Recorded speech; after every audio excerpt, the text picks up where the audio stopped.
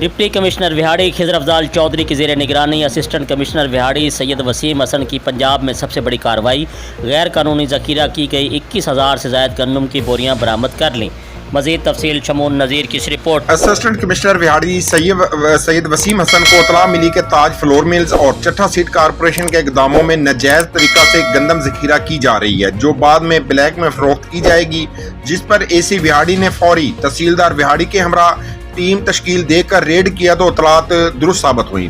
تاج flour mills کے گودام میں ذخیرہ کی گئی تقریباً 7,000 بوریاں، جبکہ چٹھا سیڈ کارپوریشن کے گودام سے تقریباً غیر قانونی ذخیرہ کی گئی 14,000 بوریاں گندم برآمد کر کے ذخیرہ شدہ گندم قبضے میں سرکار میں لے لی گئی ہے۔ اس موقع پر اسسٹنٹ کمشنر وہاڑی سید وسیم حسن کا کہنا تھا کہ ڈپٹی کمشنر وہاڑی خضر افضال چودھری کے زیر نگرانی حکومتی ہدایت پر عمل درآمد کو ہر صورت یقینی بنایا جائے گا۔ کوئی بھی شخص قانون سے بالاتر نہیں، ذخیرہ اندوزوں کے خلاف کوئی رعایت نہیں برتی جائے گی۔ شہری بھی محب وطن شہری ہونے کا ثبوت دیں اور ذخیرہ اندوزوں اور ناجائز منافع خوری کی نشاندہی کریں، فوری ایکشن لے گئے۔ ان کا کہنا تھا کہ تاج فلور ملز اور چٹھا سیڈ کارپوریشن کو متعدد بار وارننگ دی گئی تھی، مگر وہ ذخیرہ اندوزی سے باز نہیں ہے، جس پر ایکشن لیا گیا۔ گودام سیل کر کے گندم کا تمام سٹاک قبضہ میں لے لیا گیا اور تمام گندم بنی شیل وہاڑی منتقل کی جا رہی ہے۔ شہریوں نے اس زبردست کارروائی پر انتظامیہ کو خراج تحسین پیش کیا۔